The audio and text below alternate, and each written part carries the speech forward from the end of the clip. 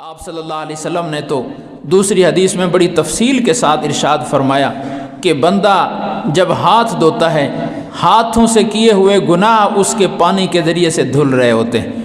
بندہ جب چہرہ دھو رہا ہوتا ہے تو چہرے میں ناک بھی آ گیا، چہرے میں منہ زبان بھی آ گئی، منہ بھی آ گیا، تو اس زبان اور منہ کے ذریعے سے کیے ہوئے گناہ چہرہ دھونے سے اتر رہے ہوتے ہیں، گر رہے ہوتے ہیں، دھل رہے ہوتے ہیں۔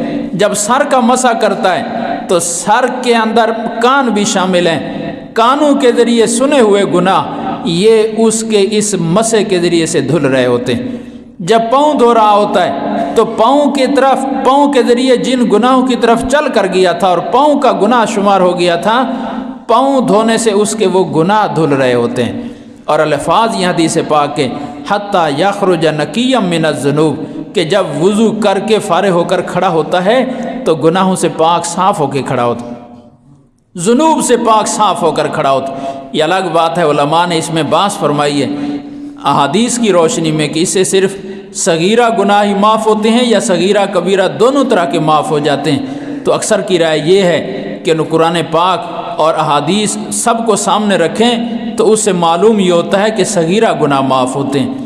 وعدہ صغیرہ گناہ کی معافی کا ہے، اللہ اپنی رحمت سے اگر کبیرہ بھی معاف کر دے تو اس کی رحمت کسی قاعدے ضابطے کی پابند نہیں ہے۔ قانون اللہ نے یہی بنایا کہ صغیرہ گناہوں سے پاک صاف ہو کر نکلے گا۔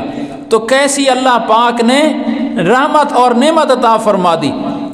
کرونا کا علاج بھی ہے، اور حقیقت ہے کہ جتنا علاج اللہ نے اس کے اندر رکھا ہے بیماریوں کا، اتنا علاج کسی اور چیز میں نہیں۔ میں نے پہلے بھی شاید عرض کیا، ایک طالب علم بتانے لگا ہمارے علاقے میں، سندھ کے علاقے میں ایک ڈاکٹر ہندو مذہب سے تعلق رکھنے والا، اور وہ استہزاء کرتا تھا مسلمانوں کے اوپر کہ تمہارا عجیب مذہب ہے، وضو ٹوٹ گیا، بھی کیا ہوا، کیسے ٹوٹا، ہوا خارج ہو گئی، فلاں جگہ سے خون نکل آیا، پیپ نکل آئی تو وضو ٹوٹ گیا، دوبارہ وضو کر رہا ہے، کیا کر رہا ہے، ہاتھ دھو رہا ہے، کلی کر رہا ہے۔ بھی جہاں سے نجاست نکلی ہے دھوو اس جگہ کو، نجاست کہیں سے نکل رہی ہے، دھو کسی جگہ کو رہیں۔ یہ کیسا بے عقلی والا مذہب، نجاست کہیں سے نکلے، دھونے کا حکم کسی اور جگہ کو ہے۔ لیکن چونکہ ڈاکٹر تھا، پھر اس نے تحقیق شروع کر دی کہ اس کے اندر راز کیا ہے، تو اس کی تحقیق یہ پہنچی کہ جتنا صحت کے لیے وضو مفید ہے دنیا میں اور کوئی چیز مفید نہیں ہے۔ وہ اسلام کے صرف اسی حکم کو دیکھ کر مسلمان ہو گیا کہ اللہ نے جتنا یہ صحت کی رعایت رکھنے والا مذہب عطا کیا، اور جس کا صرف ایک عمل چھوٹا سا بظاہر وضو والا عمل انسانی صحت کے لیے اتنا مفید ہے، نماز کتنا مفید ہوگی، روزہ کتنا مفید ہوگا۔ تو جس عمل پر وہ استہزاء کیا کرتا تھا، جب اس کی حقیقت سامنے آئی تو وہی اس کے ایمان کا باعث بن گیا ہے۔ تو اتنی دفعہ آدمی، اور رسول اللہ صلی اللہ علیہ وسلم کا حکم یہ ہے کلی کرو، صرف کلی نہیں کرنی، پورے غرغارے کر کے کلی کرو۔ آپ صلی اللہ علیہ وسلم فرماتے تھے مسواک کر کے کلی کرو اور غرارے کر کے کلی کرو۔ اور اسی طرح سے جب ناک میں پانی ڈالو، خاص طور پر صبح کے وضو میں، فرمایا کہ ساری رات شیطان تمہارے ناک کے اس نرم حصے پر لیٹتا ہے اور اپنی نحوست چھوڑ جاتا ہے۔ اس کی نحوست کو دور کرنے کے لیے انگلی ڈال کر اچھی طرح سے ناک کو صاف کرو تاکہ شیطانی نحوست دور ہو جائے۔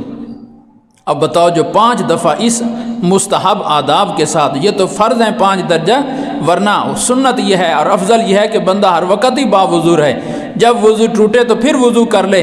جو اتنی دفعہ یوں ہاتھ بھی دھوتا ہے، ناک بھی صاف کرتا ہے، مسواک کر کے، غرارے کر کے، کلی بھی کرتا ہے، تو اس پر اس بیماری کا اثر کیسے ہوگا؟ اس سے زیادہ تو پرہیز کسی مذہب کے اندر نہیں اور ممکن نہیں ہے جتنی پرہیز کہ اللہ پاک نے ہمیں پہلے سے عطا فرما دی۔ صحت کی رعایت اس میں ہے، کتنی بیماریوں کا علاج ہے یہ وضو، اور پھر نور ہے۔ رسول اللہ صلی اللہ علیہ وسلم کی حدیث ابو ہریرہ رضی اللہ تعالیٰ نقل فرماتے ہیں، فرمایا کہ یہ جو اعضاء وضو کے لیے ہم دھوتے ہیں، قیامت کے دن یہ چمکیں گے اور روشن ہوں گے جیسے بڑے بڑے بلف اور لائٹیں یہ روشنی دے رہی ہیں۔ جب میدان پل صراط کے اوپر سے گزر رہے ہوں گے تو پل صراط دوزخ کے اوپر ہے، اب دوزخ کا پورا دھواں جب اوپر اٹھ رہا ہے تو بالکل اتنا اندھیرا کہ ہاتھ کو ہاتھ نہیں نظر آ رہا، اور پل صراط اتنا باریک ہے تو اس سے اس اندھیرے میں کیسے پار ہوا جا سکتا ہے؟ تو اس کے یہ جو وضو والے اعضاء ہوں گے اس وقت یہ لائٹ بن جائیں گے اور ان کی مدد سے وہ پل صراط کے اس اندھیرے کو پار کرتا جائے گا۔ تو ابو ہریرہ رضی اللہ تعالیٰ عنہ اس حدیث کو نقل فرماتے ہیں، تو آتا ہے کہ وہ جب بازو دھوتے تو کندھے تک دھو لیتے تھے، حکم اگرچہ کو نہیں ہوتا کہ فرماتے تھے کہ جب اللہ پاک نے یہ نعمت عطا فرمائی ہے کہ اس کو ہمارے لیے لائٹ اور روشنی بنا دی ہے، تو پھر ہم اپنی روشنی کو بڑھا کیوں نہ لیں کہ جہاں تک ہم دھوئیں گے وہ حصہ چمکے گا، نور بن جائے گا۔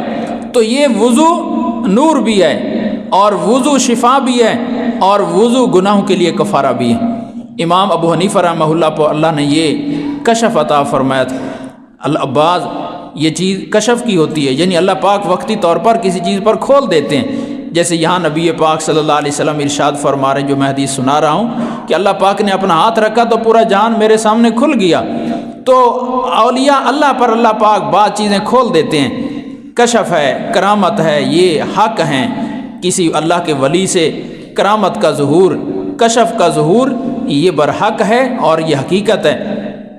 تو امام حنیفہ رحمہ اللہ پر اللہ نے یہ چیز کھولی تھی، کسی کو دیکھتے وضو کر رہا ہے تو اس کے وضو میں سود کا گناہ دھل رہا ہے، اس کے وضو میں بد نظری کا گناہ دھل رہا ہے، اس کے وضو میں جھوٹ بولنے کا گناہ دھل رہا ہے۔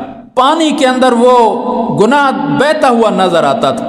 اب ایک آدمی دیکھنے میں بالکل مسنون شکل، مسنون چہرہ، بظاہر نمازی، اور آدمی اس کو حسن ظن کرتے ہوئے نیک ولی سمجھتا ہے، لیکن جب اس کا وضو کا پانی دیکھتے تو اس میں وہ گناہ دھلتا ہوا دیکھتے، اوہ میں تو اس کو بڑا اچھا سمجھتا تھا اور یہ گناہوں میں مبتلا ہے، اس کے اندر تو پانی کے اندر یہ گناہ جا رہے ہیں، تو وہ جو حسن ظن تھا وہ بدگمانی میں بدل جاتا تھا۔